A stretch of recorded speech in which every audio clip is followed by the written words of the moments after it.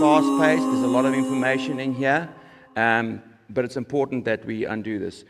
So, to begin with, much of what we're going to talk about this evening has to do with the nature of spiritual warfare. And one of the problems in the churches in globally, but certainly in South Africa, is a lack of understanding of what true spiritual warfare looks like. Okay, we have some verses in Scripture which ought to bring our attention, ought to get our attention. I think 1 John 5:17 is one of the most sobering verses in all of Scripture. That whilst we're here on this life until Jesus comes, the world is under the power of the evil one. We find many verses affirming spiritual warfare. We think of Ephesians 6. Pastors love to preach on this. They talk about all the spiritual garb. But in some sense, they often rush too quickly to the spiritual garb and forget to pay attention to what's going on in verse 12, which has to do with who our enemy is, who our chief adversary is. And of course, there we have it then. Our chief adversary is Satan in the demonic realm. Well, of course, the question is, how does he exercise his influence in and through the world? That's what we want to know. That he exists is certainly the case, but how does he exercise his influence on the church, and certainly how does it happen in particular here in South Africa? Of course, this is obvious. We know that one of the greatest challenges facing Christianity globally is the challenge of Islam. I recently debated a Muslim in Potchefstroom, and I was reminded of the real challenge that exists to interrupt the Muslim's mind about his false conceptions of who Jesus as Messiah is. And so this is a massive challenge. But there's another entity that's going on. There's a bigger thing happening in South Africa that presents a much more formidable challenge, I would say, even to the challenge of African traditional religion, or the various cults that are out there, the secularization of culture. I think that there's something more formidable, and I'm going to unpack that for you this evening. So we're living in some times now. I want you to run this video clip now, and I want you to pay attention to the next clip. So here we go. I'm going to remember to signal. Right, let's run the video quickly with the sound. Nice and loud. Today, we celebrate the birth of a new land. The land of new football. It's like the old one, minus the nonsense. There are no borders here. Only chalk or paint. Whoa. Or Pedro's mom. Yo, what's up? Hey, what's good? Here, you can be whoever you want. Class. Be with whoever you want. Or just be. Et si vous n'êtes pas d'accord? Au revoir.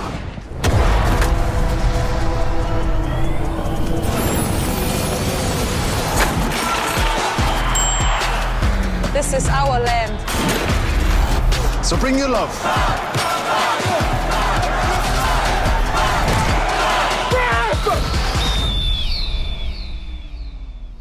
And leave the hate. This is your land.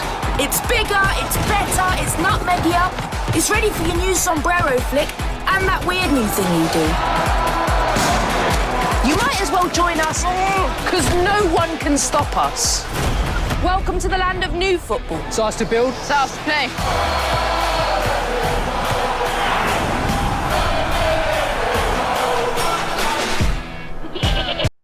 Wow. Apparently we're living in a new land. New football, apparently. The rules changed? Anybody? More players on the field? No, there's no new rules. What has to change? Because we're in a new land, and if you don't want to change, you can order what? Why? Because we're going to win this. You might as well join us. What needs to change? You better get comfortable with homosexuals kissing on the field. You better get comfortable with LGBTQ issues. You need to change. Your attitude needs to change. All of you. I can do a whole lecture just on this kind of media, which has been pumped out there into the culture, particularly to the young people. How often? 24/7, 365. That's what's going on. That's the main thing. Let me jump from one landmine onto a nuclear bomb. Let's put the next slide up. Next slide. Not that one, next one. Black Lives Matter. Wow.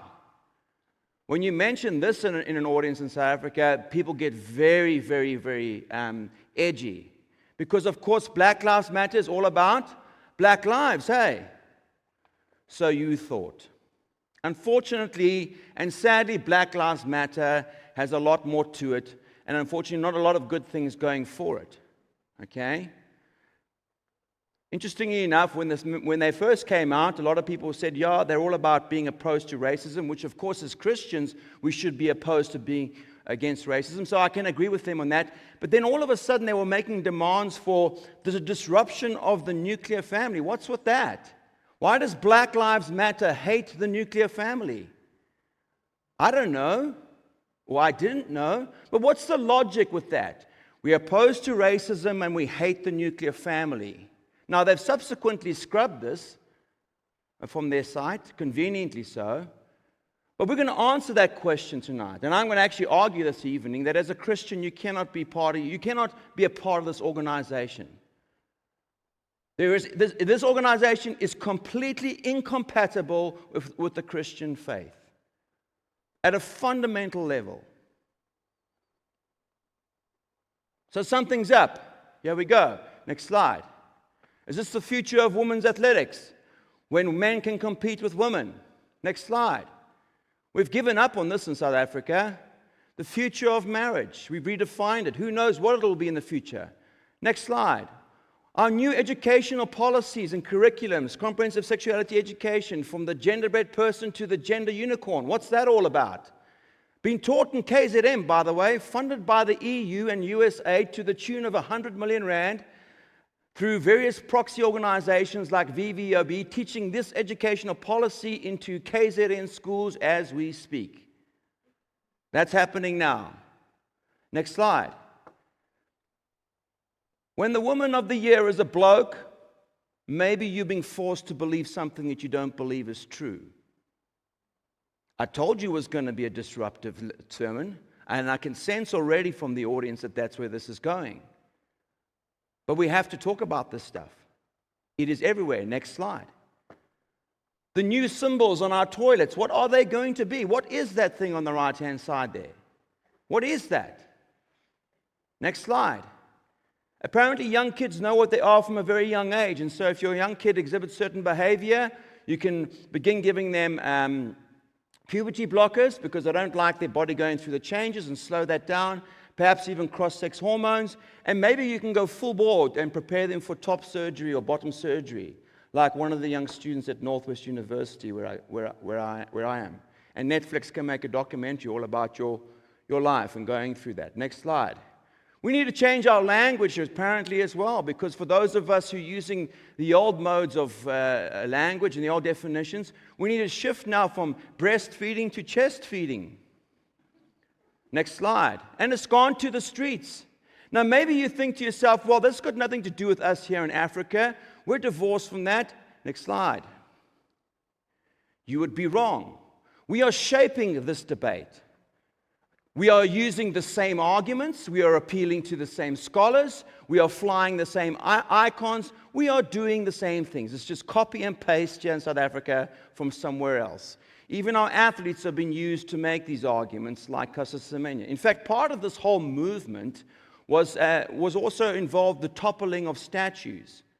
The first country to start taking statues down was our country, and the first country to take a statue down, the first university to take a statue down, was which university?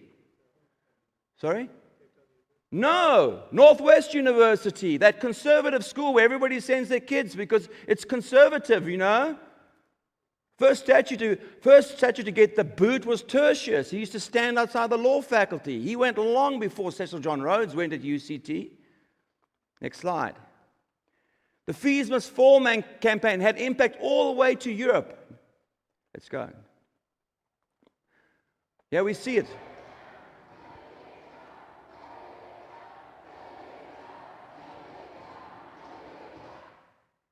Influence into Oxford, that's Oxford University. Been inspired by events on our campuses. And if you're in the corporate world, don't think you're going to miss this, because if you had to do any kind of diversity, equity, and inclusion training, this is what you're dealing with. The same thing. And we see our universities, wherever you find them messing around with the demand for gender-neutral titles, then you know that this philosophy is there. From UCT to University of Pretoria, coaching our students on how to use the new pronouns, Z's and Zers and Zems. There's Stellenbosch University again with the strange toilet thing again. And if you want to, this is all going into matric now. If you want to become a really popular person socially on social media, then you can play around with the concept of androgyny, even if you don't know what that means. But you can begin to blur the distinction between male and female so that you can help to tear down the binary and the oppressive cis heteronormativity. Now, you might not have even heard of these words. I suspect some of you have not. But believe you me, all the young people at university are hearing them loud and clear. And they are required to believe in them, and they will be implementing them. Where? Everywhere. Chief amongst the places they need to want to get into is in our school. And if you're in black culture and you don't think it affects you, how about this? Eastern Cape teen who lives as trans woman to undergo traditional initiation into manhood. Next slide. Now, the reason why I've got this picture up is this goes all the way even to our sportsmen and our cricket players who've obviously got into the news because they all thought that this was all about being anti-racist, and so half of them think they know what it's about. They bend the knee and raise the fist. Some of them are not quite sure, so they kind of won't bend the knee, but they'll kind of raise the fist. Others will go there, and they'll look really uncomfortable, and some won't show up at all. But they're kind of like all of us. We kind of know that there's something going on out there, and you kind of need to kind of do something, even if you're not quite sure what it's all about. But you can't go against what the demand is, because if you don't show up and you don't do something, you don't get to play cricket. And if you don't show up and you don't do the diversity, equity, and inclusion training or anything else, or go to this lecture and get this class, you might not get your degree at university. That's coercion. That's the science of totalitarianism coming in. Being forced to believe things that you don't believe to be true. Next slide. So what I'm going to do this evening is I'm going to unmask for us all what's going on. What's going on now? How do we end up in this place with these strange things? And I could show you a lot more. How do we get here? It's because these people are running your lives. And the thing is, you don't even know who they are. It's not Cyril or John Steenhuisen. You all think that the politicians of our country are running our country. We're all whining about this, but the politics. That's downstream.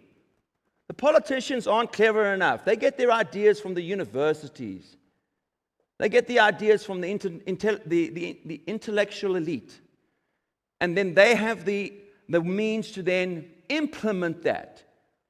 The concepts of gender, for example, on the new ideas of sex being a social construct, comes from Judith Butler. It doesn't come from anybody within the ANC. They just get this from the liberal faculty at UCT Medical School, combined with UCT Law School, and then together they help to inform our Department of Basic Education, and that's how we get this into our schools. That's how it works.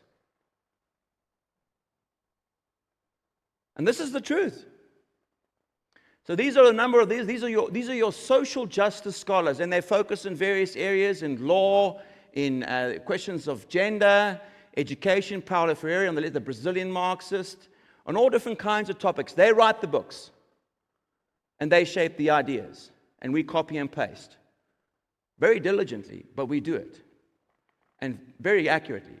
I mean, we don't veer too much from what they claim. I have the picture on the bottom right-hand corner, the black and white one. That one's important because there you have arguably the most famous black feminist, Angela Davis, being discipled by Herbert Marcuse.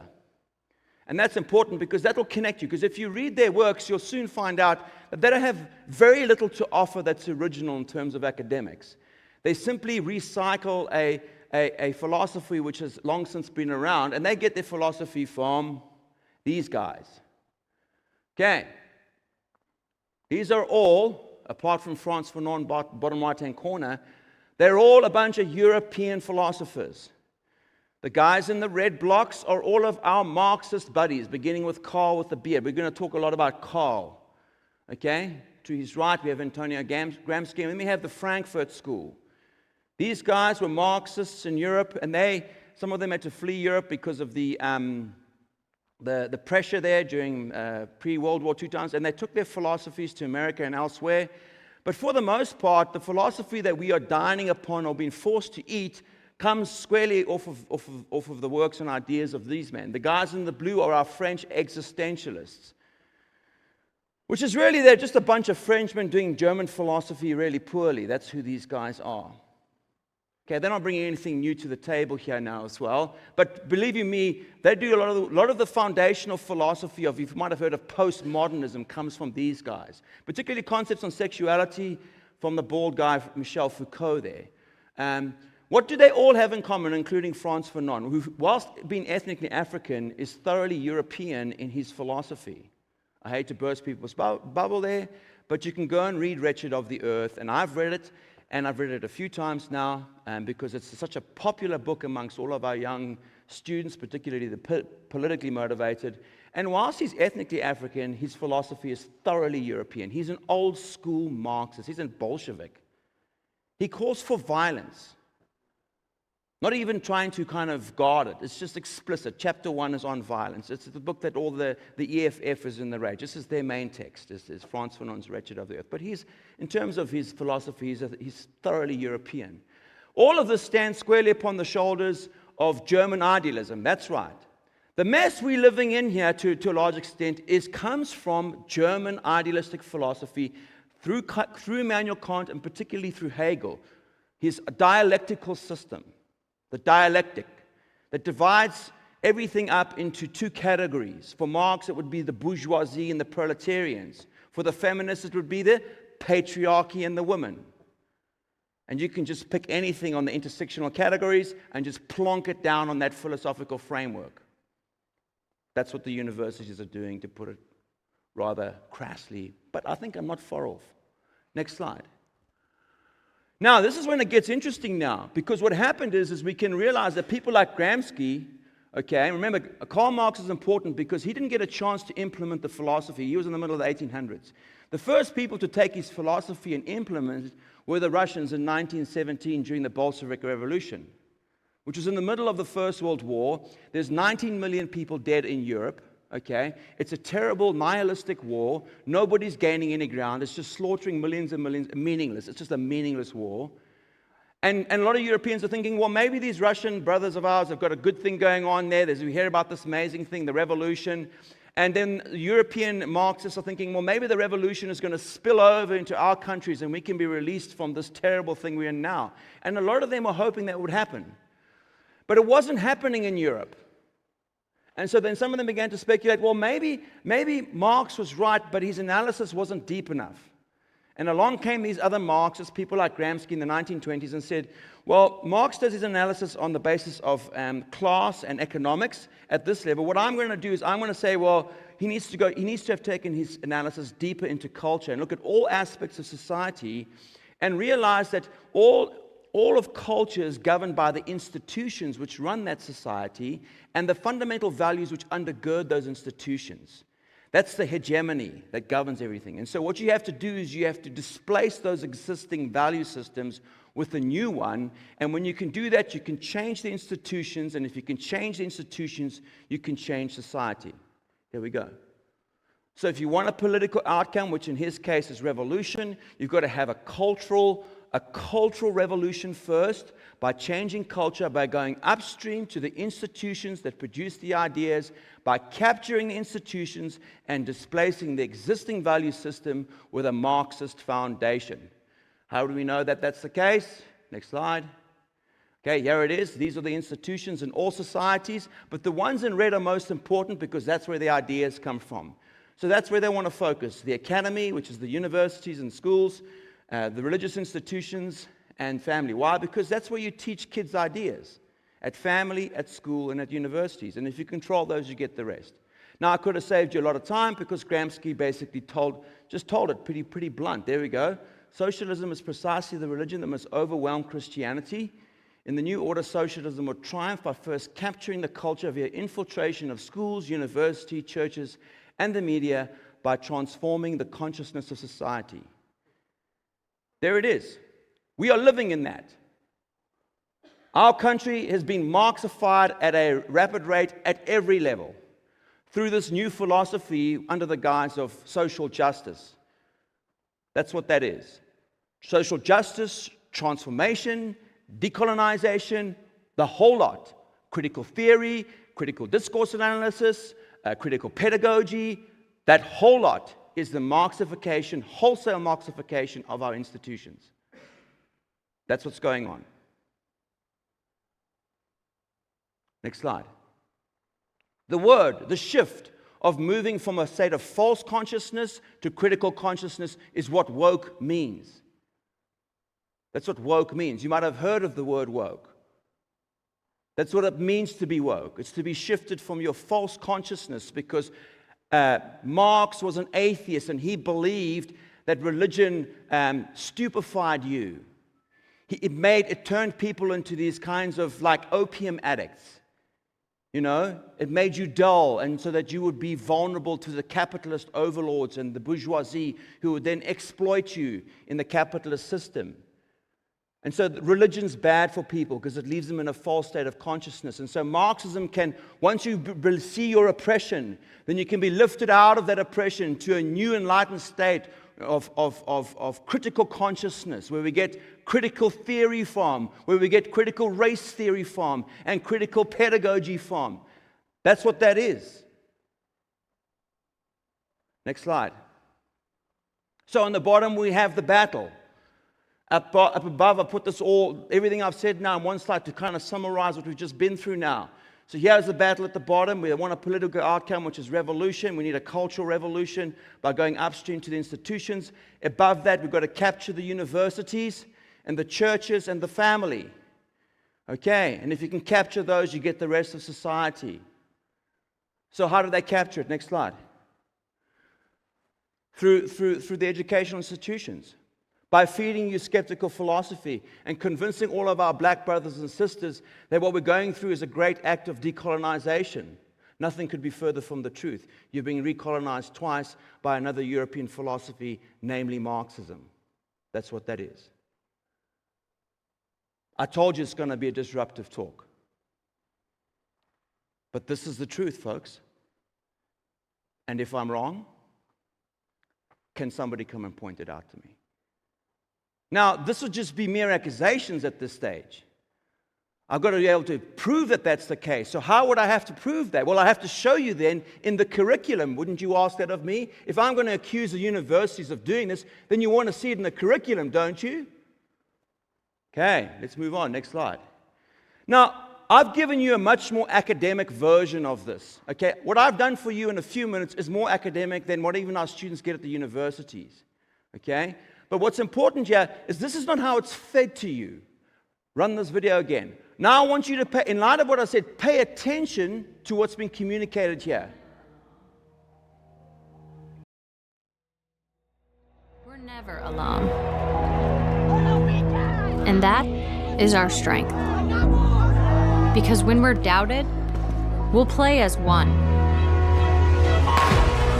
When we're held back, we'll go farther and harder. If we're not taken seriously, we'll prove that wrong.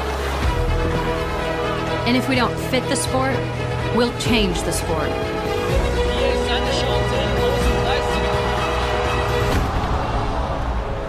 We know things won't always go our way. And the world's sporting events are postponed or cancelled. But whatever it is, we'll find a way. And when things aren't fair, we'll come together for change. We have a responsibility to make this world a better place. And no matter how bad it gets, we will always come back stronger. Because nothing can stop what we can do together.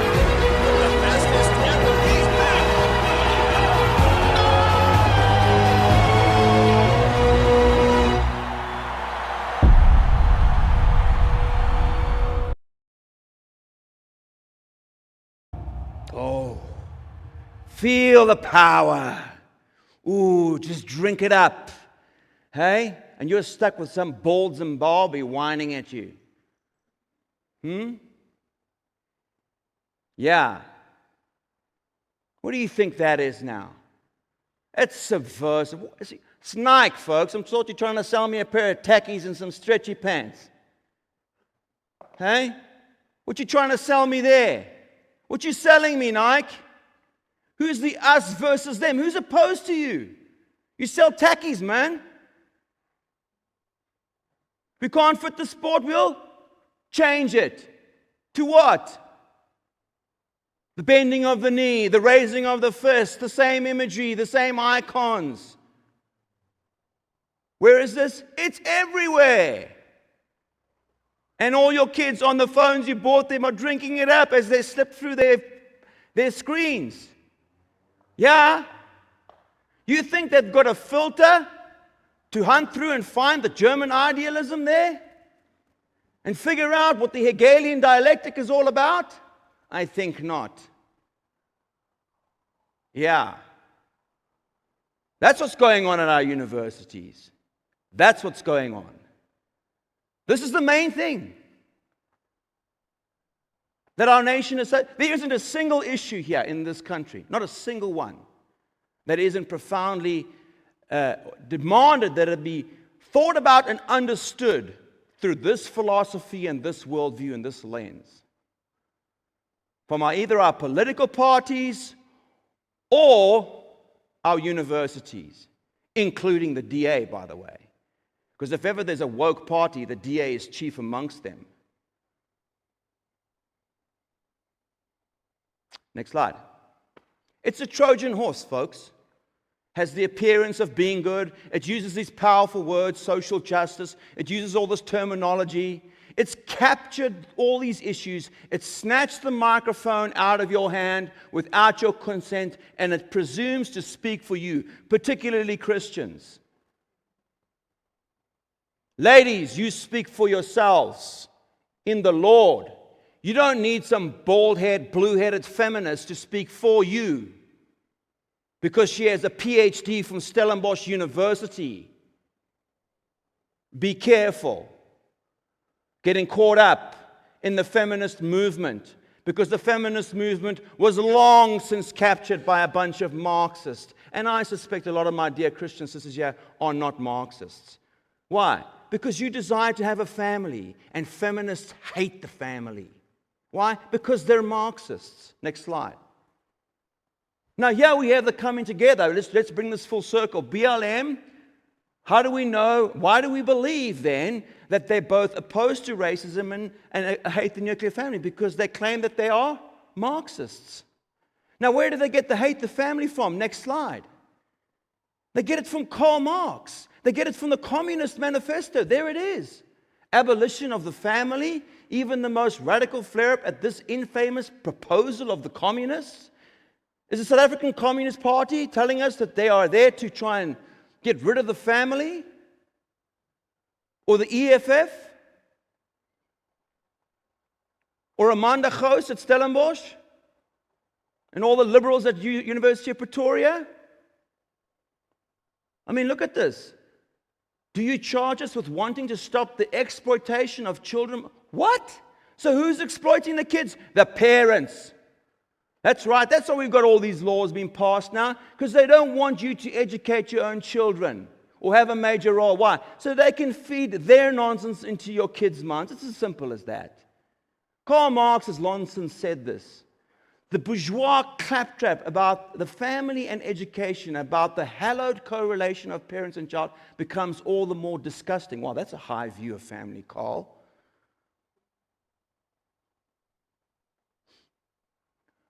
Now, I don't know, I'm still learning about the Lord now. But I'm pretty confident that the Lord is very serious about family. And anybody who's messing with the family, since it's the first institution, is going to be at odds with the Lord. And in fact, I suspect, and the statistics demonstrate to us, when you smash the family, hell is coming to you. Sociologically. Next slide. Yeah, we have it. This is from some communist propaganda. We must make the young into a generation of communists. Children like Softwicks are very malleable, and they should be molded into good communists. We must rescue children from the harmful influence of the family. Next slide. South African statistical release. We only need to look at one picture. Next slide. That one there. That one graph shows us our fundamental problem in this country. And it's not corrupt politicians, and it's not Donald Trump, and it's none of the things. There it is there. 7 out of every 10 black children in this country are born into a fatherless home. 7 out of 10. And there's your problem. We are going to face a generation of shattered families because and it's not much better for the other ethnic groups either. The fatherlessness, the gangsterism, the lack of ethic that leads to the corruption, the delinquency, the abuse. There it is, folks. There it is. Next slide. And now we've got what? Our universities calling for more? Smash the family up. Thank you, Stellenbosch. Thank you, UCT. The institution which is the biggest threat to our country at this moment is our universities. Not the political parties. Again, they are downstream from these ideas.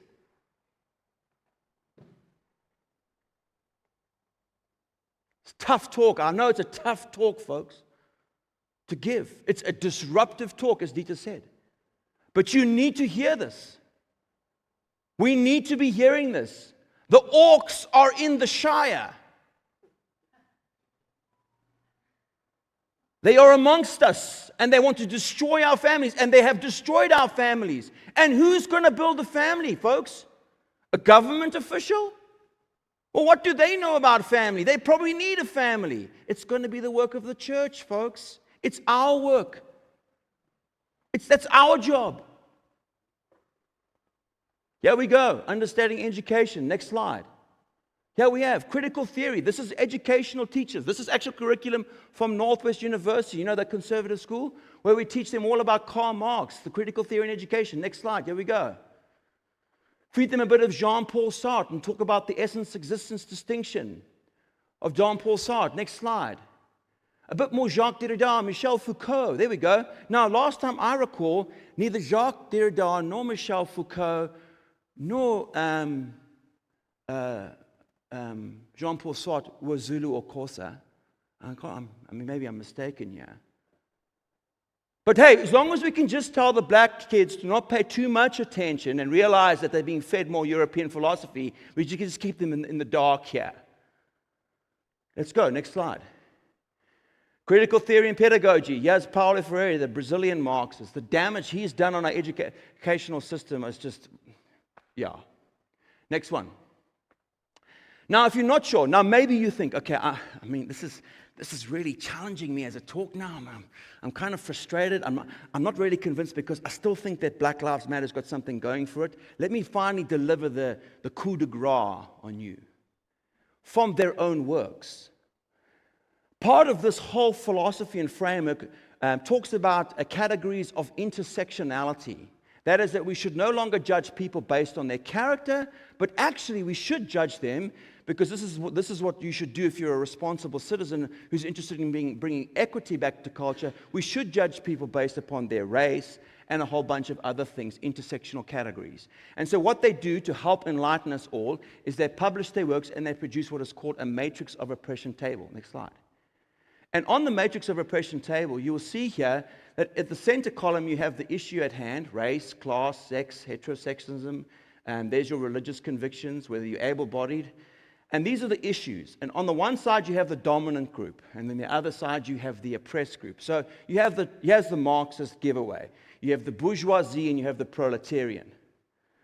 And if you're on the right-hand group, then you're an oppressor. So let's look at me now. Let's use me as an example. White, not too good there.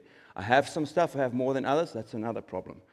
Okay, because that's unequal according to Marx. I'm a cis man. What does that mean? I'm a normal biological guy, and I'm a heterosexual because I'm married to now, and we've got 5 kids. So I'm also overpopulating the universe as well. Okay. Now look at that. I'm also a Christian, which is the oppressive religion. Which is the oppressive religion? Christianity. Maybe you might want to revisit your Black Lives Matter commitments. Because if you're a Christian, then according to these Marxists, you're also the problem.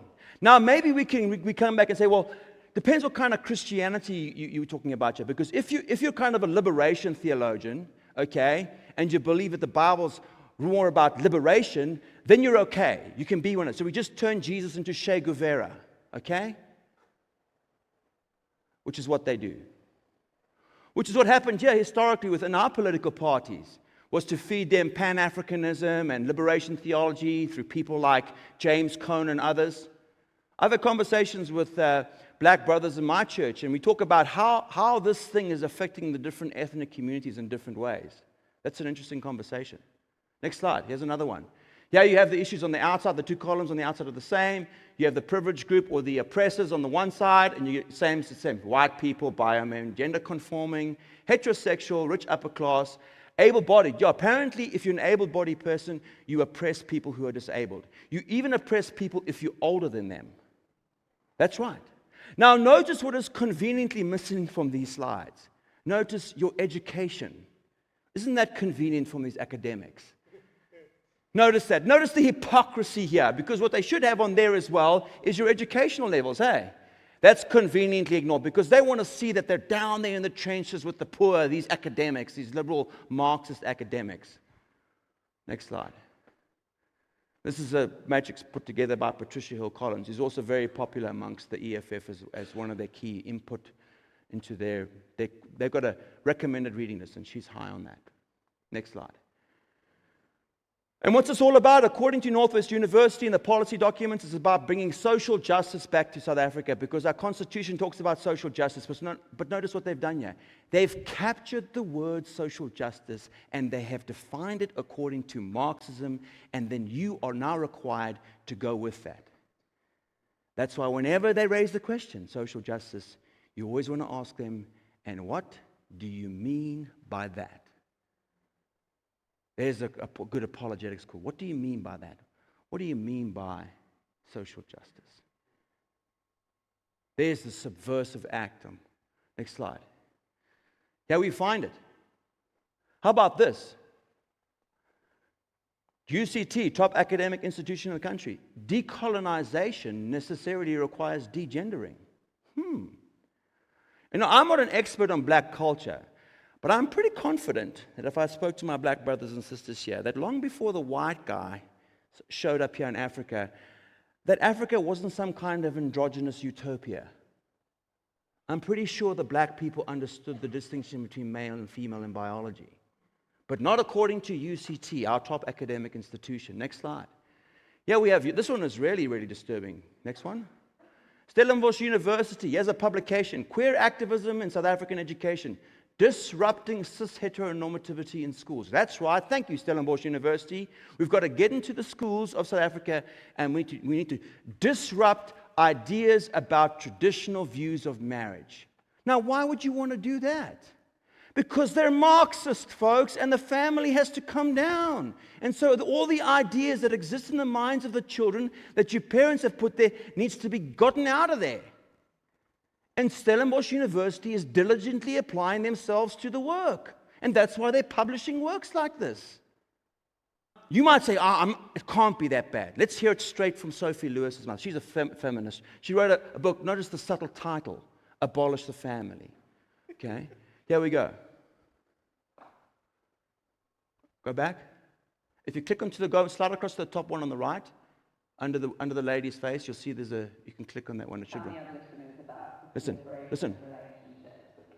Not a kind of destruction of the relationships we already have. Capitalism and capitalist states rely really heavily on the family as a unit of social discipline, social order, austerity, and a source of huge amounts of unpaid labour.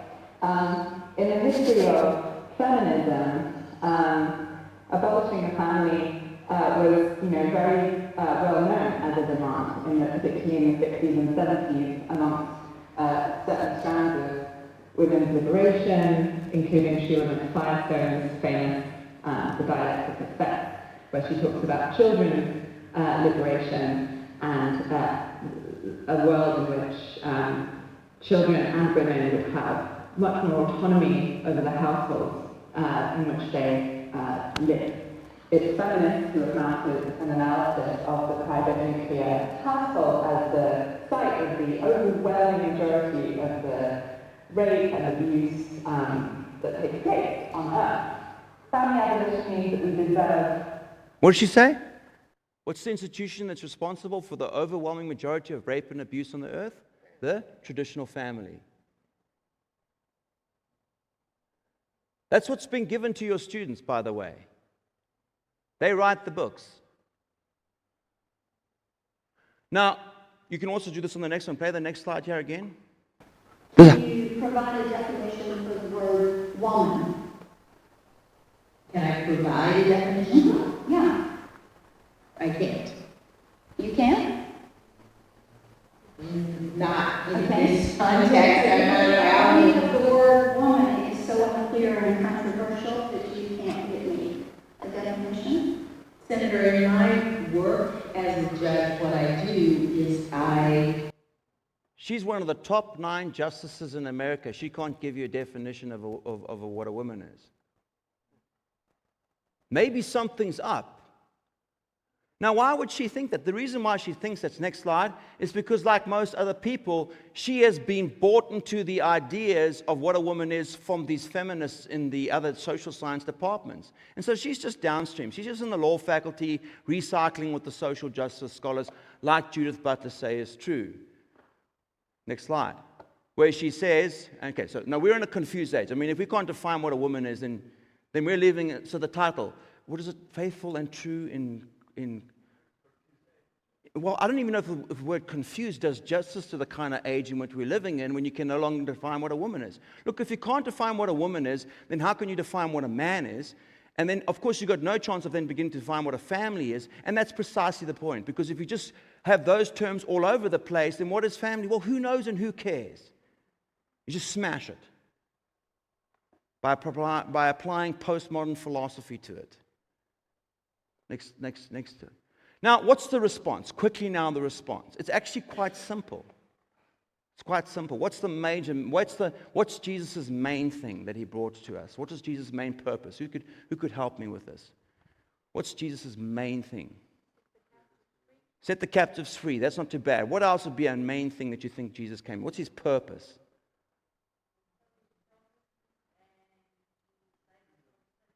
Okay, so those are very good, and I would say that they're good, but they don't go far enough. Okay? Because the reason why we know what his purpose was, because he was asked the question by Pilate. If we go to the next slide there. Pilate, in this famous conversation, they're having a conversation, and he asks him, "Are you a king?" Jesus says, "You say that I am a king. For this purpose I was born, and for this purpose I have come into the world to bear witness to the truth." Now, your salvation and the fulfillment of prophecy is all part of that, but that's the fundamental thing, to bring truth. Next slide. Here we go. He said a number of other things with respect to truth. Next slide. There we go. I'm the way, the truth, and the life. If you're his disciples, you will know the truth, and what sets you free? Knowing the truth. We need a moment of knowing truth in this nation like no other. We're going to need to have some clarity of thought. Why? Interesting enough, the Holy Spirit is called the Spirit of Truth to convict people of sin. Interesting. Next slide. Why? Because we need to understand the times we're living in. Because of the times we're living in, the foundation is gone. What is that foundation? Truth. How do you get rid of truth? You feed people postmodern philosophy. That's what you do. And our universities are excellent at doing that. Because once you can tell people they cannot know any truth, then you can sell them anything. And we've been sold anything. Look, when you can't define what a woman is, maybe you've been sold something. When the woman of the year is a bloke, maybe you've been sold something. Next slide. We see this battle now. Spiritual warfare is a battle of ideas. And the reason why often we're so ineffective at our ability to engage the culture is not because we don't have big hearts, we don't love the Lord. It's because sometimes our minds don't match that. And we need to cultivate our minds, and we need to help these young kids and these young people I see sitting in the audience here and show them a way out. And how do we do that? We disciple them and we cultivate their minds with truth. We say to them, you need to love God with not just your heart, but also your mind. Next slide. Carry on, next slide. This, I think, I was reading through Daniel. We did a study in Daniel in our church recently, and this verse has gripped me. One of the attributes of the Antichrist, okay, one of the hallmarks of what he will do is to do what? Is to throw truth into the ground. Isn't that powerful? Next slide. I think we've gone in the wrong direction. Then go to the next slide. Well, actually, yeah. There, I think, there's a bit of truth being thrown into the ground in that court there. When she's asked a question and she doesn't, she's evasive. Well, I'm not a biologist. You're a Supreme Court justice. I would have actually followed the arguing. I think it was a weak way to engage. I would have said to, ma'am, do you believe in women's rights?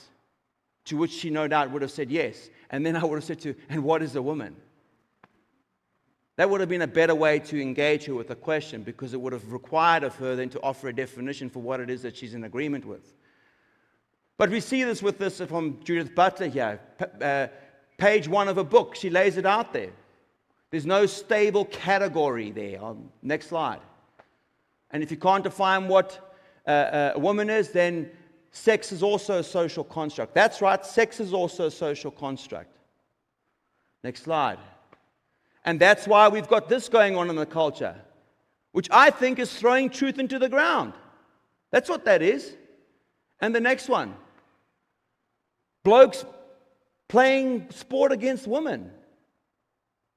And everybody's told, no, just hush up now. We want to be progressive now. Next slide. And our universities are I tell a lot of people, it takes a university to disabuse a young person of their common sense. That's what it does. And how do they do that? By feeding you a lot of nonsense philosophy. Now, I'm not suggesting to you that we shouldn't send our kids there. Now, I want you to be clear. Okay? It's just that I view the university now as a missions field. But you had better slow down and avoid this thing called the matric panic, from which all parents suffer. My kid must go to high school, and then when they finish, they must go to university or else. Like, who's lording that over you? What kind of insane behavior is that? Stop sending your child to university just because they're intellectually sound. Most often, they're too spiritually immature and emotionally immature. It's a dangerous place there. You send them there when they can handle themselves intellectually, emotionally, and spiritually. It's a place for adults, not for kids. Who told you your child is to go straight from matric to university? What a load of nonsense. Quit the panic.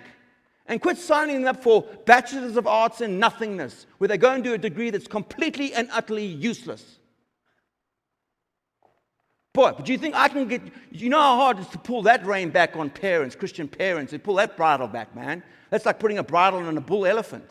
Try and pull that thing back. But I've got brothers and sisters here with me sitting in the back, John, and you're going to hear from them now. And they're in agreement with me now. We work with people like this all the time. We've seen lives shattered. It needs to stop, folks. It needs to stop. Okay, I want to finish this off with the last slide. I'll land the airplane on the last one. What's the next one? Yeah, that's appropriate. There's the battle then. Summarized in one slide. There it is for you. Spiritual warfare in South Africa in one PowerPoint slide for you. Folks, now we have something to pray for. Don't worry about the tokolosh behind the bush. Don't worry about the chicken that got sacrificed down the road. Yes, it's important. We should pray against some of those things. But I can tell you not now. This is the monster.